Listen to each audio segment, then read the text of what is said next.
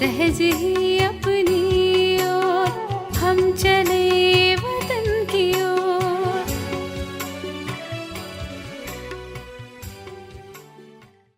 ஓம் சாந்தி. 23/10/1975 அவ்யக்த பாப்தாதா மதுபன். வாணியின் தலைப்பு: எதிர்பார்த்திருத்தலை விட்டுவிட்டு ஏற்பாடுகளை செய்யுங்கள்.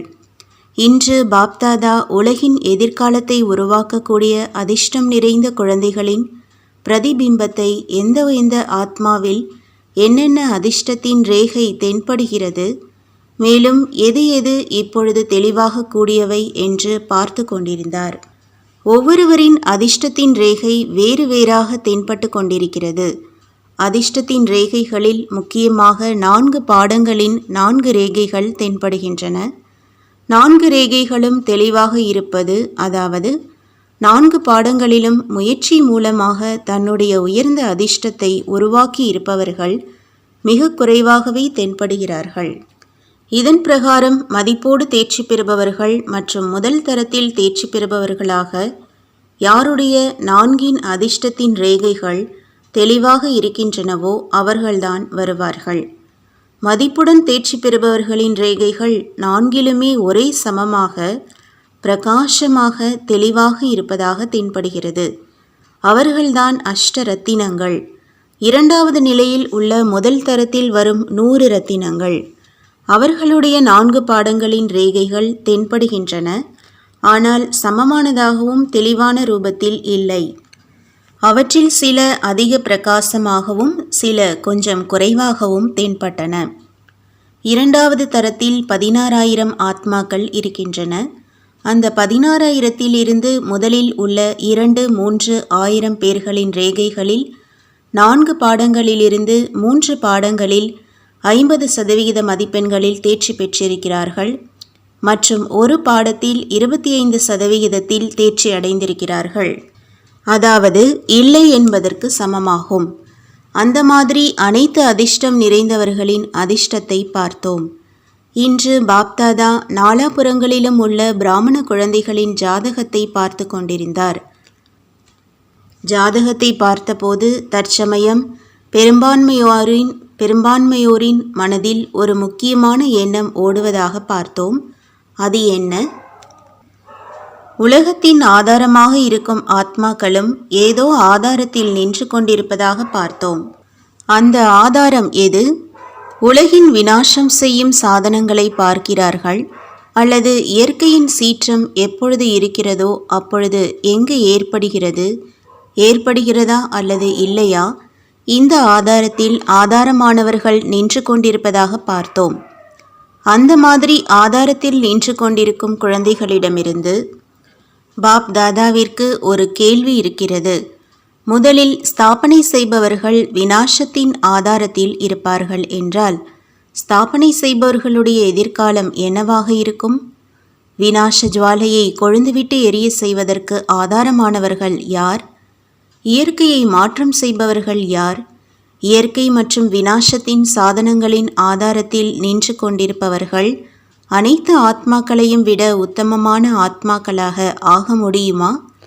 மேலும் உத்தமமானவர்களின் கட்டளைப்படி, அதாவது உயர்ந்த எண்ணத்தின் ஆதாரத்தில் அனைத்து ஆதாரமானவர்களின் சம்பூர்ணம் ஆவதின் ஆதாரத்தில் விநாசம் செய்யும் சாதனம் மற்றும் இயற்கை தன்னுடைய காரியத்தை செய்யுமா? கட்டளையிடுபவர் யார்? அதிகாரி இயற்கையா அல்லது உத்தமமான ஆத்மாக்களா? யார்? ஆதாரமானவர்களே ஏதாவது ஆதாரத்தில் இருக்கிறார்கள் என்றால் அவர்களை அதிகாரி என்று கூறுவோமா? அப்படி என்ன பார்த்தோம்? ஏற்பாடு செய்பவர்கள் காத்திருப்பதில் இருக்கிறார்கள். ஏற்பாடுகள் செய்வதில் அலட்சியம் மற்றும் காத்திருப்பதில் எச்சரிக்கையாக இருக்கிறார்கள். இதை பார்த்து பாப்தாதாவிற்கு சிரிப்பும் வந்தது, மேலும் இரக்கமும் வந்தது. ஏன் மாயாவின் சாதுரியத்தை இதுவரை குழந்தைகள் தெரிந்து கொள்ள முடியவில்லை?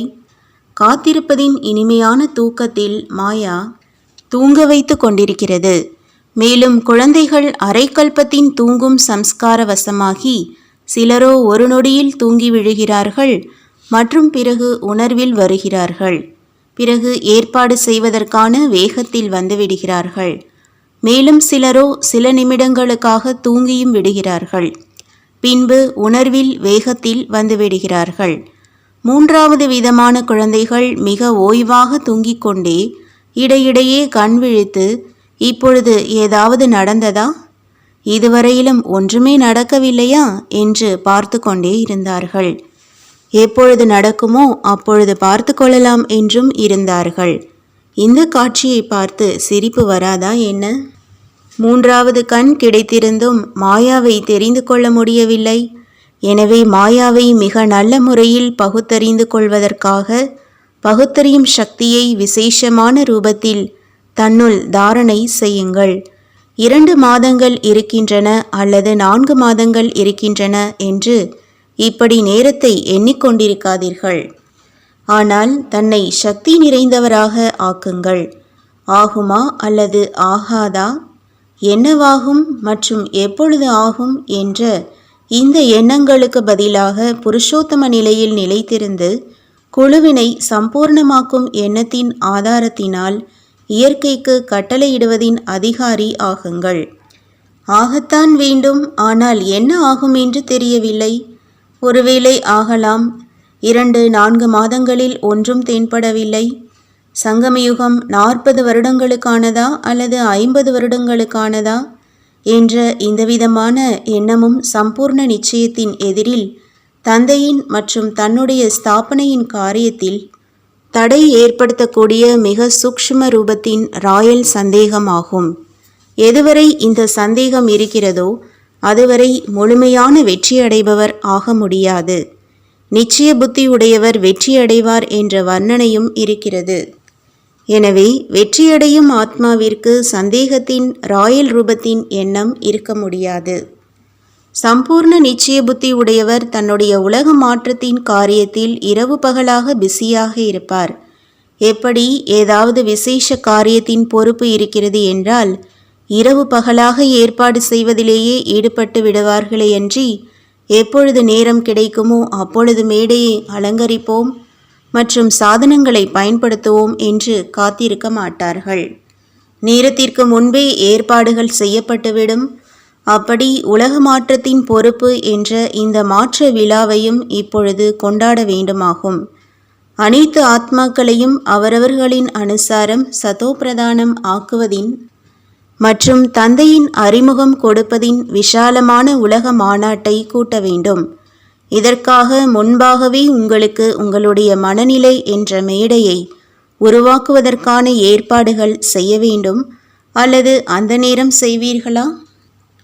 எப்படி ஸ்தூல மேடையின்றி சொற்பொழிவு நிகழ்த்துவது மற்றும் செய்தி கொடுப்பது நடக்க முடியாதோ, அதுபோலவே கடைசி நேரத்தில் தன்னுடைய சம்பூர்ண நிலை என்ற மேடை இன்றி விசாலமான உலக மகாநாட்டில் செய்தி எப்படி கொடுக்க முடியும்? அதாவது தந்தையை வெளிப்படுத்துவது எப்படி செய்ய முடியும்? அப்படியானால் மேடையை முன்பாகவே தயார் செய்வீர்களா அல்லது அந்த நேரம் செய்வீர்களா? எனவே எதிர்பார்த்திருத்தலை விட்டுவிட்டு ஏற்பாடுகளில் ஈடுபட்டு விடுங்கள்.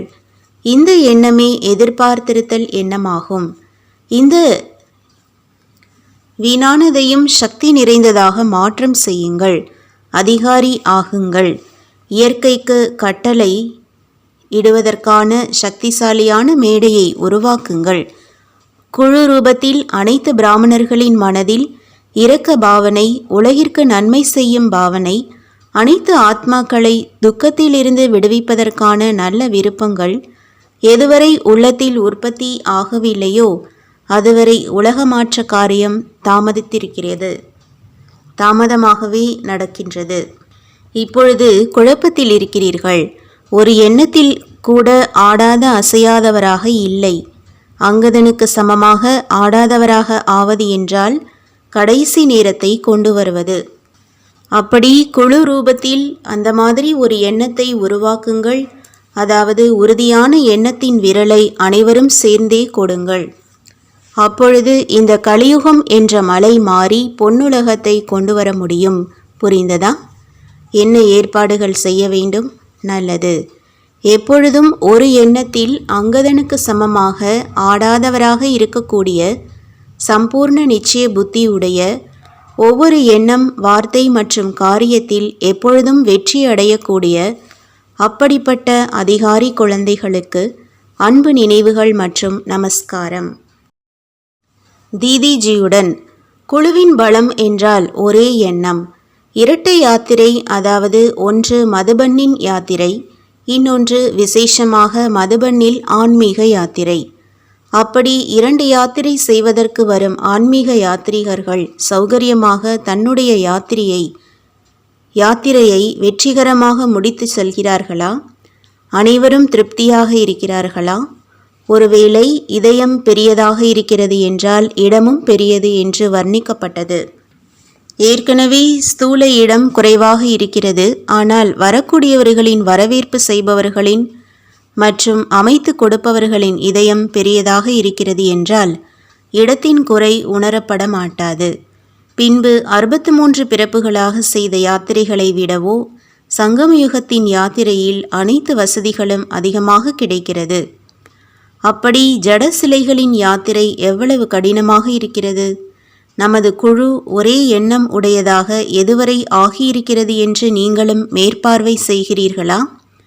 பிரம்மாவுக்கு படைப்பை படைக்க வேண்டும் என்ற எண்ணம் எழுந்தது.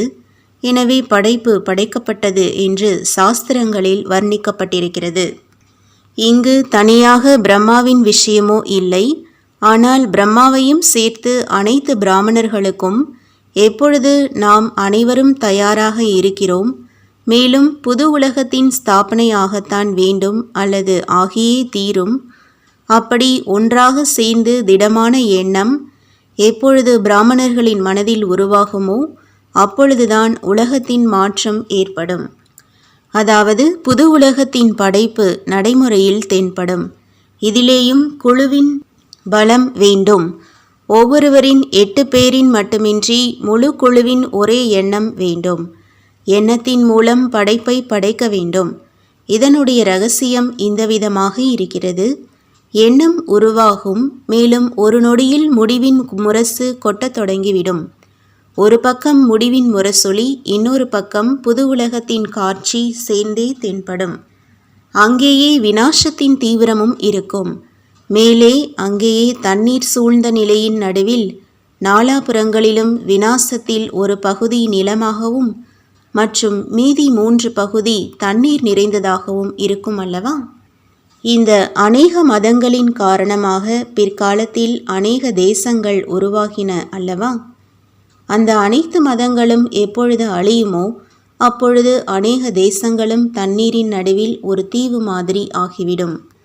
அப்படி ஒரு பக்கம் விநாசத்தின் தீவிரம் இருக்கும் மற்றும் இன்னொரு புறம் முதல் இளவரசனின் ஸ்ரீ கிருஷ்ணரின் ஜென்மம் ஏற்பட்டதின் ஓசை நாலாபுறமும் பரவும். அவர் இலையில் மிதந்து வரமாட்டார். தண்ணீரால் சூழ்ந்த பிறகு இலையில் ஸ்ரீகிருஷ்ணர் மிதந்து வந்தார் என்று காண்பிக்கிறார்கள் அல்லவா? 3 பகுதி தண்ணீர் சூழ்ந்ததின் காரணமாக எப்பொழுது பாரதம் சொர்க்கமாக ஆகிறது அதை தண்ணீரால் சூழ்ந்ததாக காண்பித்திருக்கிறார்கள். அந்த மாதிரி தண்ணீர் சூழ்ந்ததின் நடுவில் முதல் இலை, அதாவது யார் முதல் ஆத்மாவோ அவருடைய ஜென்மத்தின் செய்தி முதல் இளவரசன் பிறந்துவிட்டார் என்று நாலாபுறமும் பரவும்.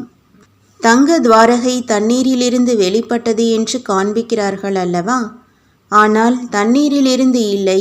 உலகத்தின் 3 பகுதி தண்ணீரில் இருக்கும். எனவே தண்ணீரின் நடுவே தங்க துவாரகையை காண்பித்திருக்கிறார்கள். எனவேதான் தங்க துவாரகை தண்ணீரிலிருந்து வெளியானது என்று கூறுகிறார்கள். அந்த விஷயத்தின் முழு வர்ணனை மட்டும் செய்ய முடியவில்லை. அப்படி அதே நேரம் முதல் ஆத்மாவின் ஜென்மத்தின் கொண்டாட்டமும் இருக்கும். அப்படிப்பட்ட காட்சிகள் எதிரில் வருகிறது என்றால் பழைய உலகத்தின் மகா விநாசத்தின் முரசொலி மற்றும் புது உலகில் இளவரசனின் ஜென்மத்தின் காட்சிகள் சேர்ந்தே தென்படும். எப்படி முரசு கொட்டுவதற்கு முன்பு முரசு சூடு செய்யப்படுகிறது, அப்பொழுதுதான் ஓசை நன்றாக வெளிப்படும். இதுவும் யோக அக்னியால் முரசொலிப்பதற்கு முன்பு தயார் செய்ய வேண்டும். அப்பொழுதுதான் முரசின் ஒளி அனைத்து பக்கங்களிலும் பரவும். அப்படி ஏற்பாடு செய்வதிலேயே முழுமையாக ஈடுபட்டு கொண்டிருக்கிறீர்கள் இல்லையா?